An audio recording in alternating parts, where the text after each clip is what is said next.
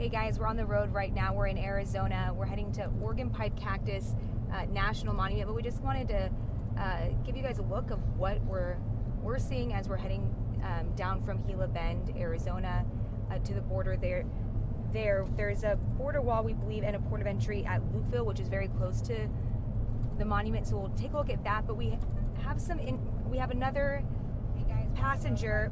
Hold on one second. You're watching yourself, getting yourself yourself in trouble there. Got a little feedback as you watch yourself. Bring you to our yourself. car because we actually have another passenger who joined us today, Sandra, who's been working on some really cool stories, and we wanted to bring you in and have you kind of talk about the stories that you've been working on so far. Let's talk about some of the stories I've done so far. Yeah, it's been fascinating. We spent a couple days in San Diego. Yesterday did a 4-hour ride along with the San Diego Sector Border Patrol, and they actually took me to where the new fence is being built and the actual end of it, which is a sheer cliff in the Otay Mountains. To the left of me, I was looking down this, I can't even tell you how deep the cliff was, but it was the city of Tijuana, and to the right of me was just this vast, barren canyon, and they were erecting a 30-foot steel ballard wall that runs parallel to the existing 18-foot wall that's on the border. So yeah, agents took me all over, and we learned about their challenges, the tactical equipment that they need, and their strategies to try to deal with illegal immigration in their part of the world. Yeah, what surprised you the most about those strategies? And I know you're in the back and it may be hard to hear me. Let me turn down my mic. What surprised you the most kind of about their enforcement strategies? Like, I saw the picture you posted with the tires. What was all that about? Yeah, and actually this is something that they use in South Texas where I live. It's called dragging or cutting. Agents put tires, about 4 or 6 of them strung side by side by chains, and they hook it to the back. They drag it through. They put a stopwatch and they see how long, if there are any footprints that show up, and that can tell them, say, within a 10-minute period or within a 30-minute period, whether a group of migrants have crossed that particular spot in the road.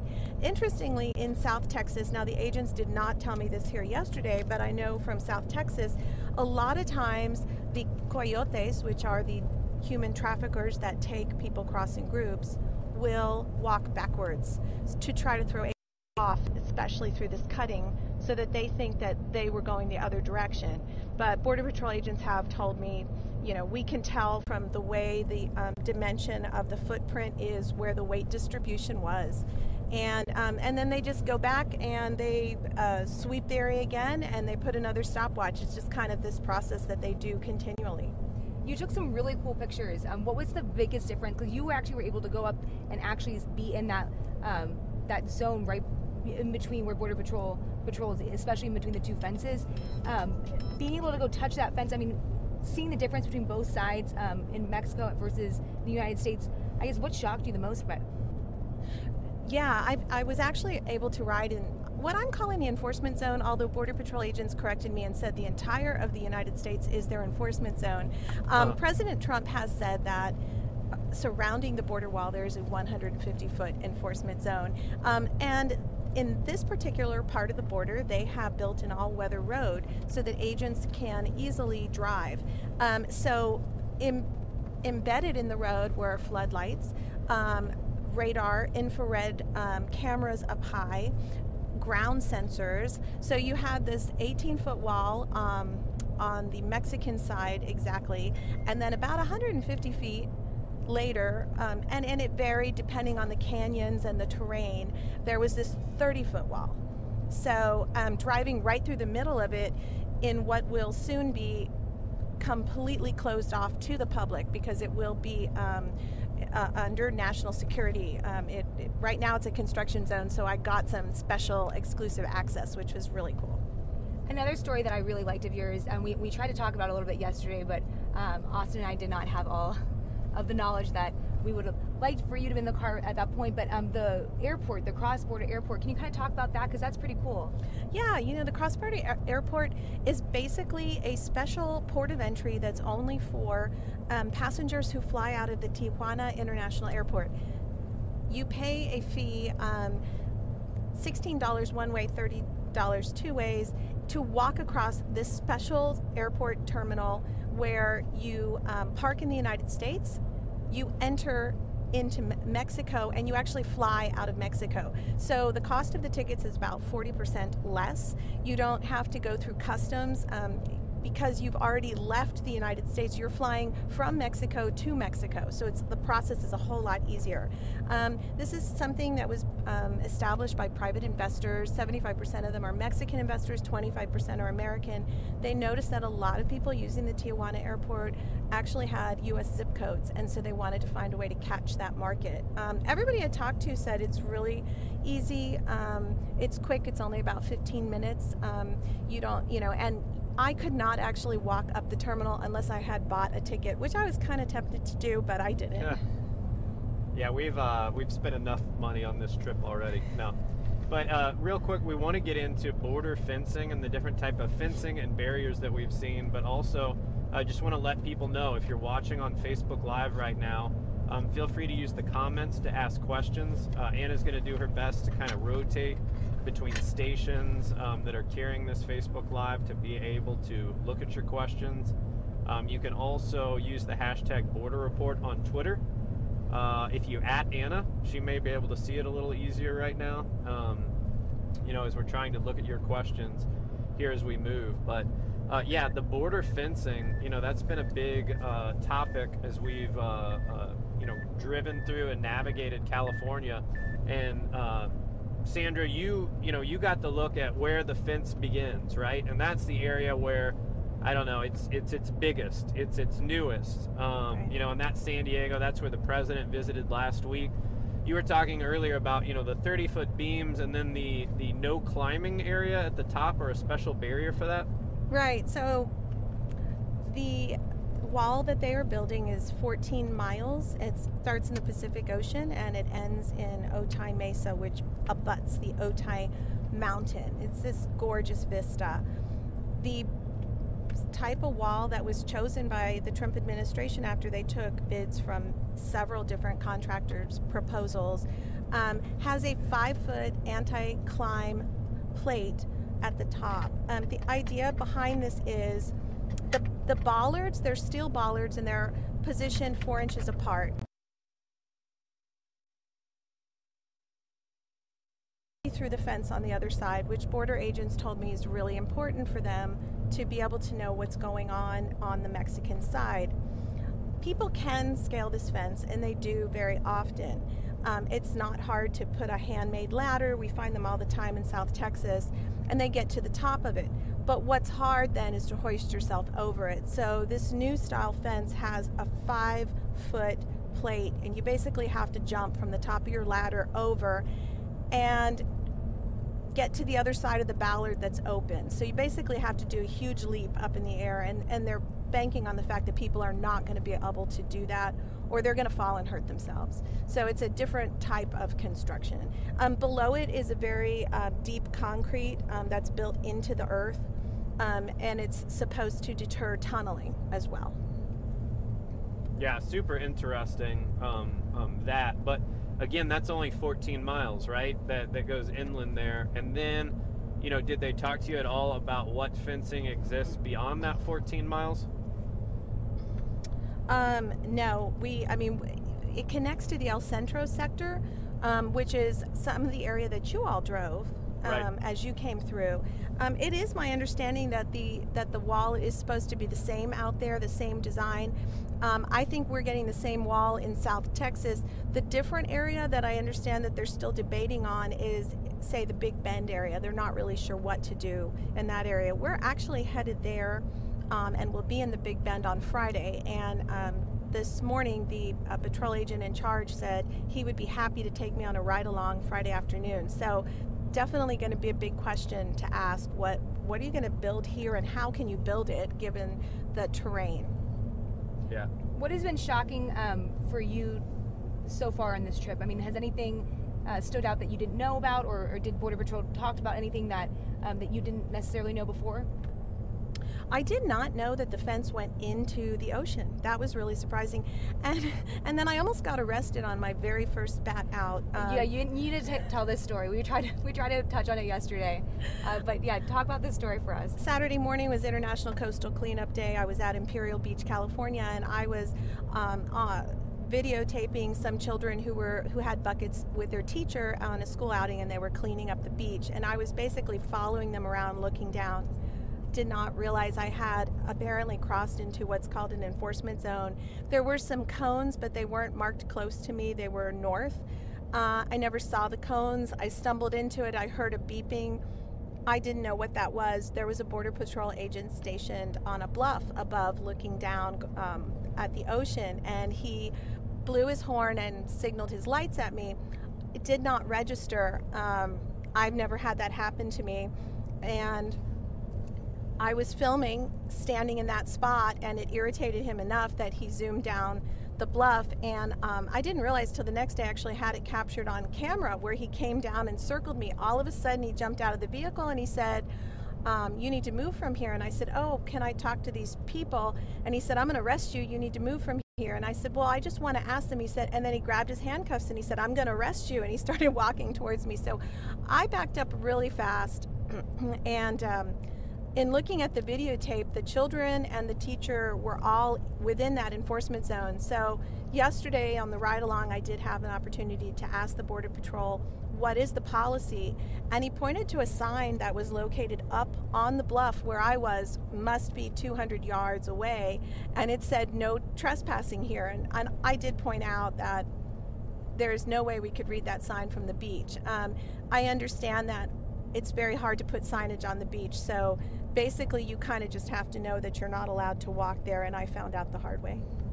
Yeah, to your point, there were a couple cones down on the beach, but nothing really to keep you from walking up to the wall. And also, just to note, you taped that Saturday, and we got a good look at the video Sunday, and then just decided we're actually going to release that story tomorrow. We wanted to give Border Patrol a chance to kind of respond to it and explain the process, because initially, you know, it was pretty shocking, and then as we've been able to travel more, we realize how strict the Border Patrol is and why the Border Patrol is so strict. And Anna, maybe you want to talk about, so yesterday as we leave San Diego, you know, our goal is kind of to follow the wall the whole way. Well, initially when we leave San Diego and we're trying to navigate the border, I mean, the terrain there was rough, and we're going up around hills. You had these mountains or hills basically of rock. You know, there was no way, you know, easily to get to the border. Yeah, we took Highway 8 most of the route from California all the way to Arizona, and Highway 8 for the most part hugs the border. So we knew based off of Google Maps that we were close to the border, but we couldn't see it. I mean, there were pockets that we could see the fence, and it was very obvious.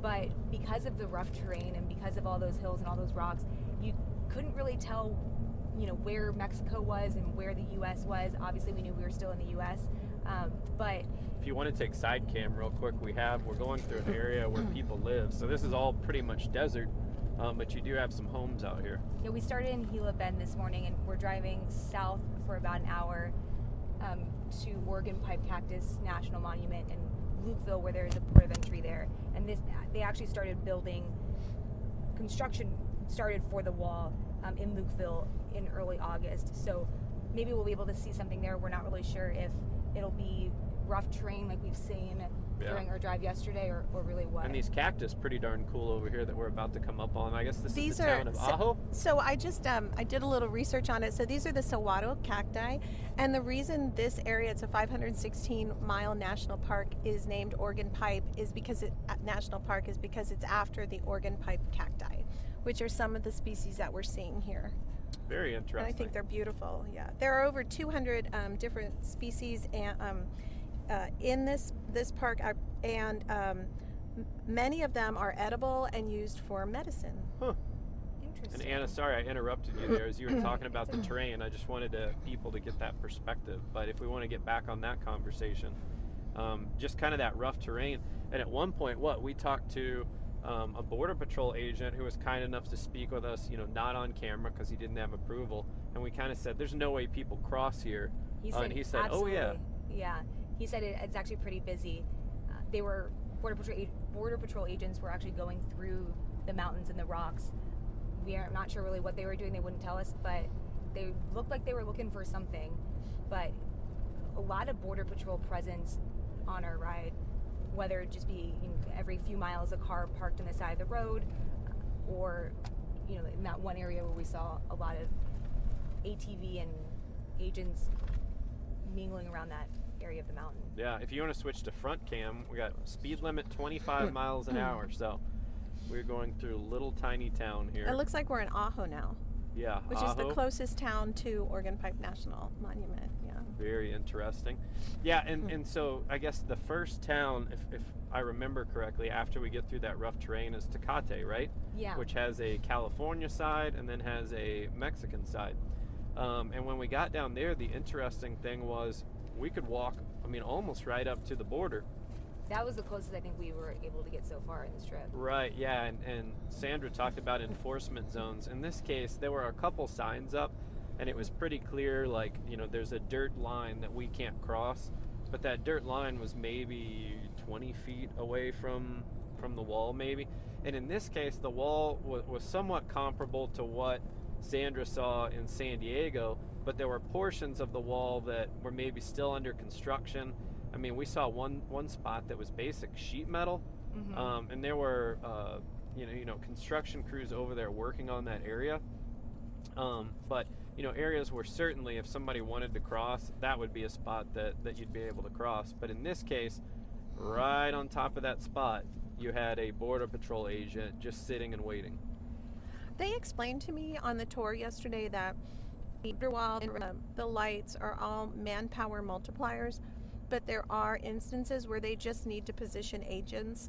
And they said there are a lot more agents than what you see, but the ones that you see are there to send a message to those on the other side, or coyotes or drug smugglers, that we're here and we're not going to let you do anything nefarious.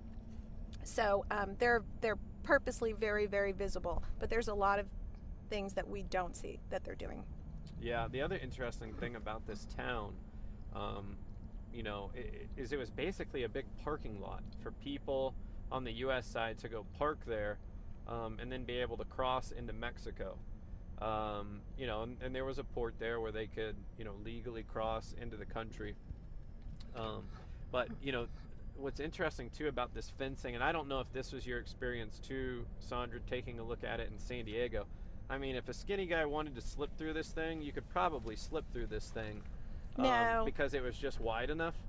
It's 6 inches apart. They're 4-inch wide beams, and they're 6 inches apart. Now, I don't think that was the case. I don't know, guys. It felt to me like there was a little more space between 6 inches, right? I agree. And you know what? That's something we need to ask them about today, because part of the big outcry by environmentalists is that 6 inches wide is not enough in case you get these big flood episodes that happen, and debris, silt, sand wash down. It's going to cause it's going to cause a dam, if you will, at the wall, and that's going to drown animals. It's not going to allow them to get through.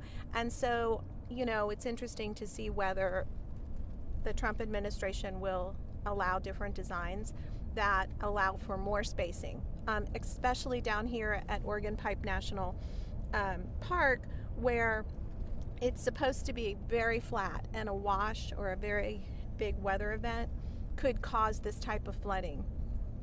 Right. As we're going, Ozzy, will you just double check I'm on the right road? We just went through a town, and I want to make sure that we are headed down the correct path and we get where we need to go on time. We're 50 miles away. Excellent. To your point, though, Sandra, what is different about this, and I knew there were different barriers, there were different wall types, but even from San Diego to Tecate, 2 different walls. One much newer, one much more modern, and that being what was in San Diego, and then Tecate, an older version, a different version, where parts were still under construction.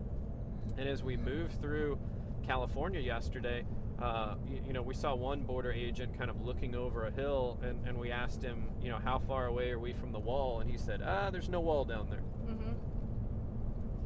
Sandra, can you kind of talk about the different type of barriers? I know you touched on some of them, but the vehicle barriers, and what's the difference between that? Or do Border Patrol agents have to patrol differently when for those type of barriers versus the fence? I mean, what are the obstacles that they're facing through these different types of barriers that we're seeing?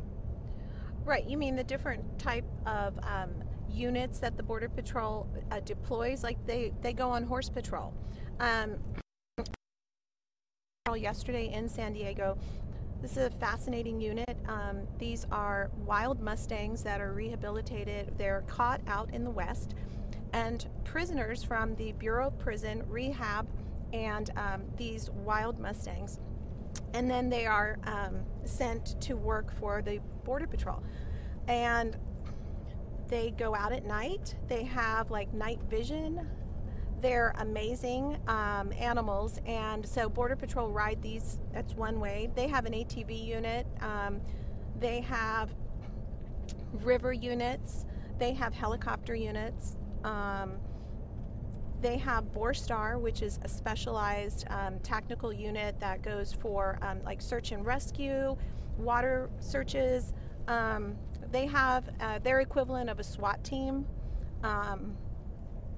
So they have many different, aside from just on the field agents that we see.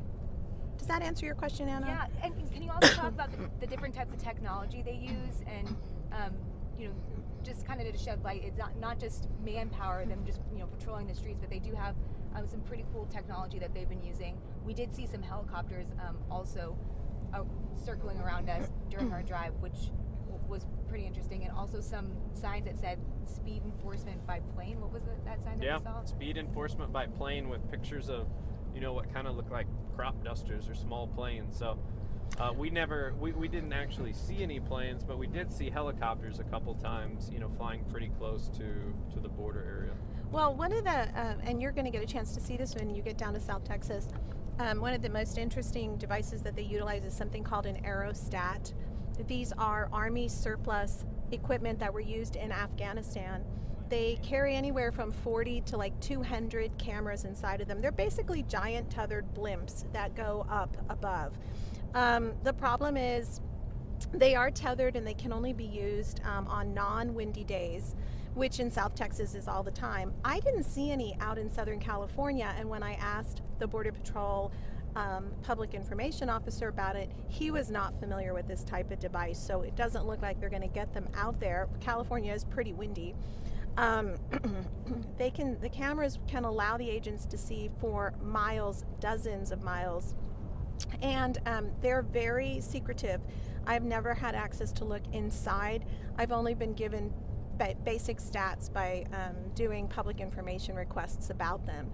It costs about $400,000 to man one aerostat, which is why it's very cost prohibitive. If some people argue, why not just put them up along the entire border, but that would be like billions, maybe trillions of dollars. So that's one thing that they utilize. They have infrared cameras. They have underground sensors.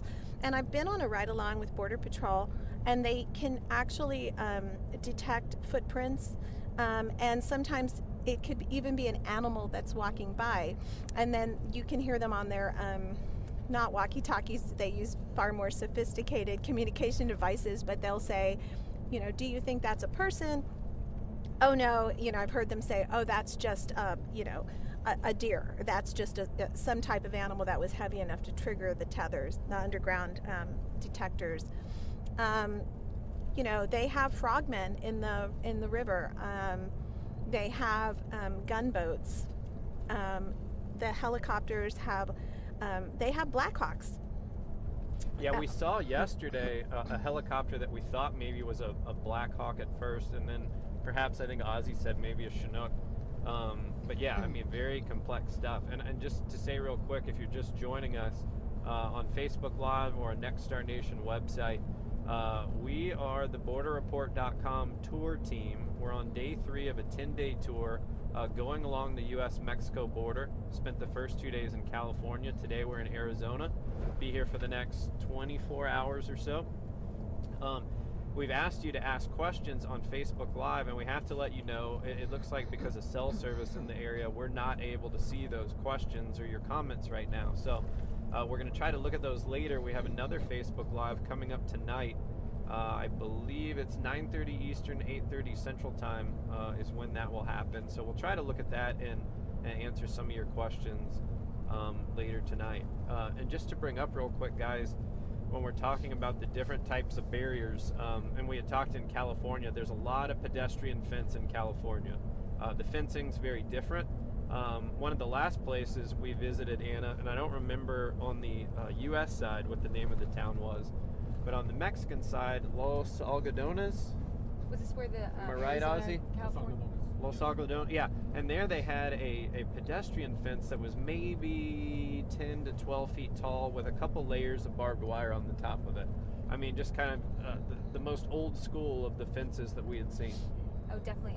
And that was very inactive when we pulled over. We were driving on highway and we saw a sign that said, to Mexico, exit right. We took that exit, and I would say just a mile down that road, there was a port of entry, and there were a few people just waiting outside, clearly waiting for someone to cross over from Mexico, or maybe to go over there. But just a few cars would trickle in, and it was just very calm compared to where we were earlier in the day in San Ysidro in California, where tens of thousands of people were crossing, and it was constant movement. A lot of things going on in California and that pedestrian bridge versus where we were yesterday. Yeah, and even at that wall, which again, and you couldn't even really call this a wall. I mean, this was a fence that had barbed wire on top of it, but stationed right in front of it, a Border Patrol truck. Mm-hmm. And he or she was in there watching, making sure that nothing was going to happen. And then from that point where we drove in Arizona, where we went for the night, in Arizona, there is some pedestrian fence, but it would be less than a third of the state would have pedestrian fence. And this is according to Reveal News, which is a project for the Center for Investigative Reporting. What they found through data requests, through getting eyeballs down on the border, a lot of the state has vehicle barriers, which Anna, you had mentioned earlier, and there's different types of vehicle barriers. Ozzy noted yesterday when we were in California, there was one area with a pedestrian wall that had a vehicle barrier right in front of it. So you have one that's kind of a cross section. You approach it and it looks like this. But before we came down to, and help me out here, Oregon Pipe Cactus National Monument. Yep, Oregon, you got it. yes. Yeah. All right. Before we went down there, I was looking on their website, just the National Park website, and they have vehicle barriers that are essentially posts in the ground with cables between them. Almost like, in Texas, the barriers you'd have on the middle of the highway to prevent cars, from going into oncoming traffic. So, there's so many different types of barriers, whether it's a fence, whether it's a wall, whether it's these vehicle barriers, or in some cases, Sandra and I were talking about it over breakfast today. In some cases in Texas, that barrier is going to be a river. And one thing we haven't talked about yet are the gates. The gates cost something like $1.6 million each. And the placement of the gates are very controversial because obviously anyone who is behind the wall wants easy access to a gate. In many places, the government has come in and said, well, this is a high traffic area, we're going to place a gate here. But in other cases, you have farmers, ranchers, just homeowners who say they're going to have to drive up and around longer distances through the gates. And the question is, how do you get through the gate? If it's a code, I was interviewing some seniors at a retirement community in Brownsville called the Riverbend, and I interviewed this 84-year-old gentleman who happened to be a former mayor from Montana, and he said, I'm old now and I don't remember things very well, and if they give me a number, I'm just not going to be able to punch it in, so I think I'm just going to stay in my house. On the other side, he lives near on this road where the gate will go through. They have told him the gate's going to be there, on the other side is their clubhouse, and these are very active seniors who enjoy bingo and dancing, and they just have a party every day. And he said, I'm not going to be able to get to see my friends.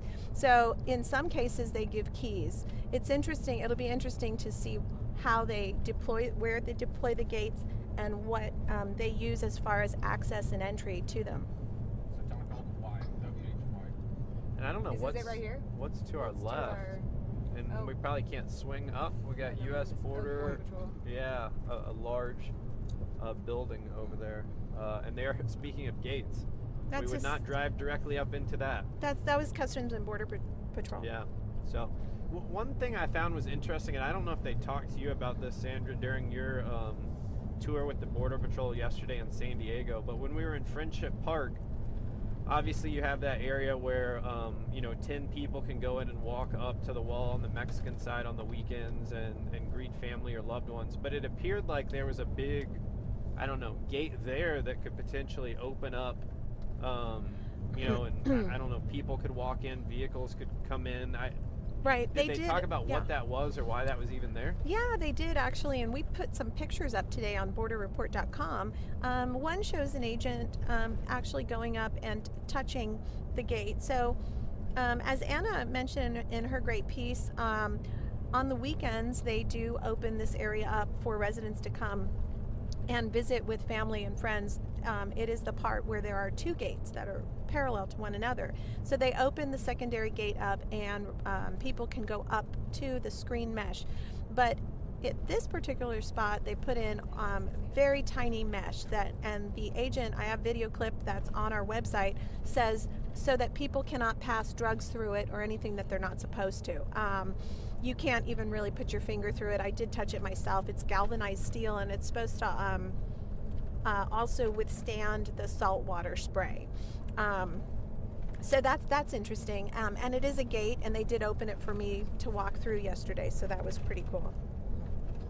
Excellent. When we were at Friendship Park on Sunday, there wasn't a lot of activity on the U.S. side of the border. Obviously, a lot of activity on the Mexico side. Was that different for you, Sandra, when you were there the day before? Was there a lot of people in Imperial Beach? Yes, and it just happened to be that we lucked out. It was this International Coastal Cleanup Day, and part of the reason I was making a beeline for the wall was because I thought I saw what looked like people on the Mexican side carrying orange buckets, similar to the buckets that the volunteers were carrying on the U.S. side. I'm not for certain what they were. I did see people swimming. I saw people enjoying the beach, but I do think that I also saw people who were cleaning up the beach. There was a lot of activity. There were over 100 volunteers on the U.S. side, and there were lots of people on the Mexican side. There were signs all on the U.S. side saying not to go in the water, warning of the soil being contaminated. Several you said you people. actually smelled it when you walked up. Yeah, actually, it was really strong. It actually bothered my nose. I could just smell sewage, and they had not done counts on the bacteria that day, but I interviewed the mayor, Serge Dedina, and I said, wow, I can smell it. And he said, you can. He said, that's not a good thing. He said he's there so often that he couldn't smell it that day, but he said if you can smell it, then the bacteria is probably sky high. Even the Border Patrol agents yesterday told me that just walking on the beach where the children and I were, that the soil is contaminated. There's runoff from the Tijuana River, and that flows down. They have a problem with a sewage facility 5 miles south of the border that's just not designed to help the 1.7 million people there, and they have had all sorts of drainage issues. And the bottom line is the runoff is coming to Southern California, and when the winds blow south to north, it's just blowing onto the beach.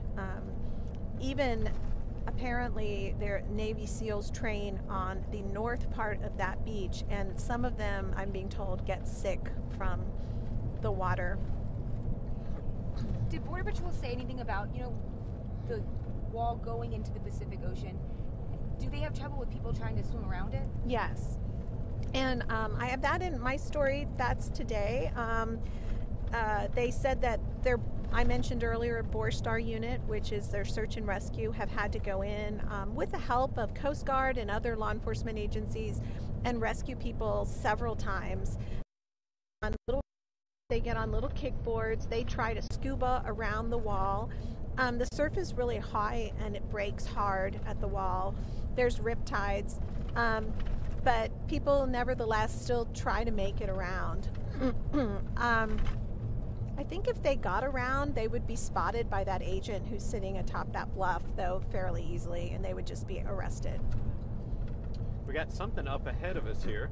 Yeah, we flipped it to the street camera so you can see what we're looking at. Not sure. I mean, it doesn't look like a Maybe this is checkpoint the from entrance? here, but we'll see. Reduced speed ahead. So we actually last night started our live stream at the first border checkpoint that we had been to, and the only one so far. And I kind of felt bad for the agent because we had just fired up our live stream, you know, and he was interested in seeing what was going on in the car. And, Right.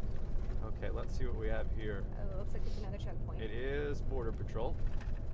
So, I don't know if you want to try to turn the camera down here in the event that they, Turn it up. the roof camera in the event that they stop us. But I'm guessing they won't. You want me to do street cam? Straight ahead. Well, you'd have to turn it, but we're good now. I'll do this so you guys can see.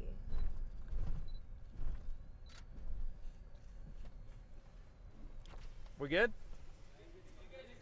They're, oh, okay. Okay, Yeah, good. they're different cameras. We're journalists just kind of documenting the border. Yeah, yeah. You're just gonna be down here? Yep. We're just headed down this way. Thank you. We're about 25 miles outside of Lukeville, which is where we're heading to. And yeah, you can see. And if I could just talk about what we just went through. Yeah, Yeah. please do. So it's fascinating, the checkpoints. It might look like we were just asked a couple questions, but they just x-rayed inside your vehicle. They just weighed your vehicle. They probably had microphones on us. They know the weight differential. I'm actually kind of surprised that they didn't make you open the back and pull stuff out because, I mean, we probably weigh a lot with all of this technology and equipment. It's a lot more than what you see. It's not just talking to those agents. I couldn't see, but were there canines there? They have Did not see any see there. canines. Okay. Yeah. Is that what we typically, or what typically happens at every border checkpoint? Yes. Yeah, there are canine patrols, and they sniff for bombs and drugs. I would imagine, though, this is not a high traffic area, so maybe in a situation like this, they don't have dogs or maybe the robust technology that they'd have at others, but I don't know. Well, So- and also we're heading south. It's coming back that they're going to be much more concerned. Right. It's okay if we go. Yeah, if they searched the back of our car, they'd find the paper towels and Staples paper that has been showcased throughout this live stream over your shoulder. Yeah. So, yeah. Oh, Other side. Other side. Yeah. Oh. On your camera shot. Yeah. sorry. No, Maybe it's I all should right. be There's sitting. just maybe somebody at home who wants a paper towel, and Sorry. just, we could offer it up. So We did just enter Oregon Pipe on it. We saw a sign. I think I called it Oregon earlier, I think. but it's Oregon according to the. We've been to so many places; it's kind of difficult to keep up. So We'll do the roof cam because yeah, the cactus are beautiful. How tall are you, Sandra? 5'2". So those cactus are about 3 Sandras. Yeah, literally. If not, maybe 4. Yeah, we keep seeing crossing. And Sandra said it earlier. This is, I mean, is this essentially a wildlife preserve? It is, and I went back and read my notes. There are actually species here. 200 of them are edible to eat. There's tons of animals here, including bobcat and deer, snakes.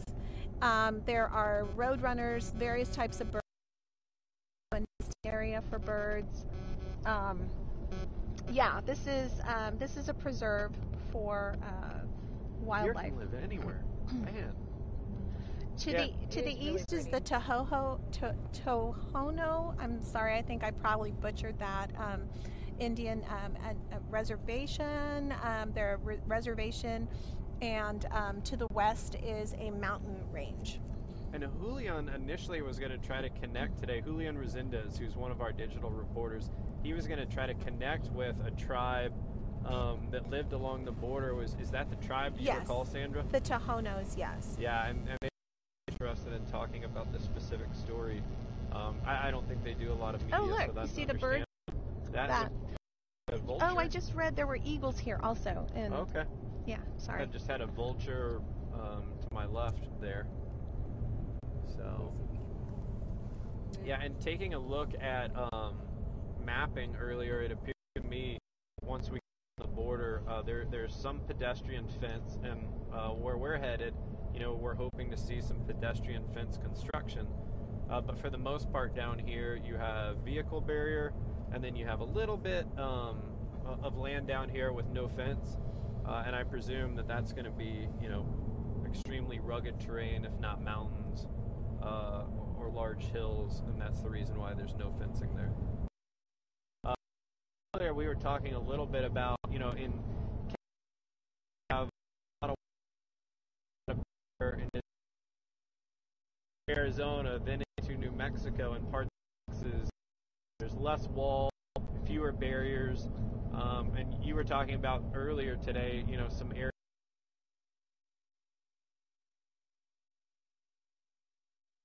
Right, Big Bend being one of those areas, and President Trump himself has said, I don't know how you're going to put up a wall in Big Bend because of the topography.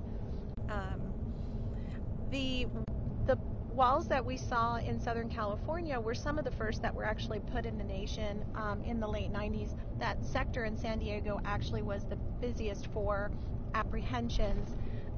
They averaged almost 700,000 apprehensions in 1986, and agents said that they basically changed their tactic and they went to a deterrent, and the fence was that first fence older, and it's been there for a while, and now they're enforcing it with another taller fence parallel to it.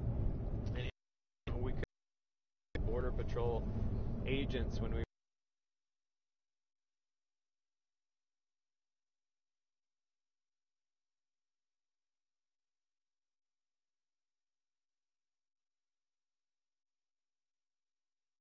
wall, because he said there were 2 apprehensions on the Mexican side that afternoon. And I guess an apprehension can be as simple as it an apprehension about